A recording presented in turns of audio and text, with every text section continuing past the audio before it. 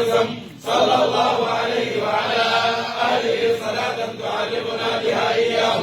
اللهم صل وسلم على عين الرحمة الربانية والياقوتة المتحققة الحائطة بمركز الفهوم والمعاني ونور الأقوال المتكونة الآدمي صاحب الحق الرباني البر الأصفر من دون الأرواح المعلاة لكل متعرض من البحور والأواني ونورك اللامع الذي ملأت به كونك الحائط بأمكنة المكان. اللهم صل وسلم على عين الحق التي تتجلى منها عروش الحقائق عين المعارف الأقوى من صراطك الكامل الصم.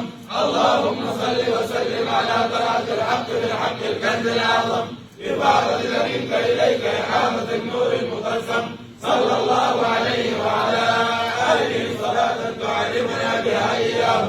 اللهم صل وسلم على عين الرحمة الربانية والياقوتة المتحققة الحائطة بمركز الفهوم والمعاني ونور الأقوال المتكونة الآدمي صاحب الحق الرباني البرق الأصفر من دون الأرواح المالات لكل متعرض من البحور والأواني ونورك اللامع الذي ملأت به كونك الحائط لأمكنة المكان. اللهم صل وسلم على عين الحق التي تتجلى منها عروش الحقائق عين المعارف الأقوى من صراطك الكامل الصم.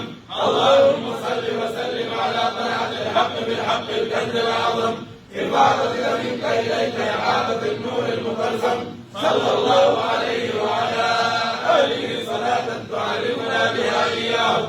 اللهم صل وسلم على عين الرحمة الربانية والياقوتة المتحققة الحائطة مركز الفهوم والمعاني ونور الأقوال المتكونة الآدمي صاحب الحق الرباني البرق الأصفر من دون الأرواح المالية لكل متعرض من البحور والأواني ونورك اللامع الذي ملأت به كونك الحائط بأمكنة المكان.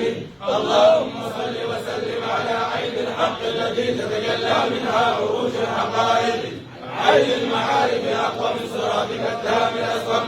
اللهم صل وسلم على طلعة الحق بالحق الكنز الأعظم إفاضتك منك إليك إحاطة النور المقسم صلى الله عليه وعلى آله صلاة تعلمنا بها إياه. إن الله وملائكته يصلون على النبي يا أيها الذين آمنوا صلوا عليه وسلموا تسليما صلى الله عليه وعلى آله وصحبه وسلم تسليما. سبحان ربك رب العزة عما يصفون وسلام على المرسلين والحمد لله رب العالمين.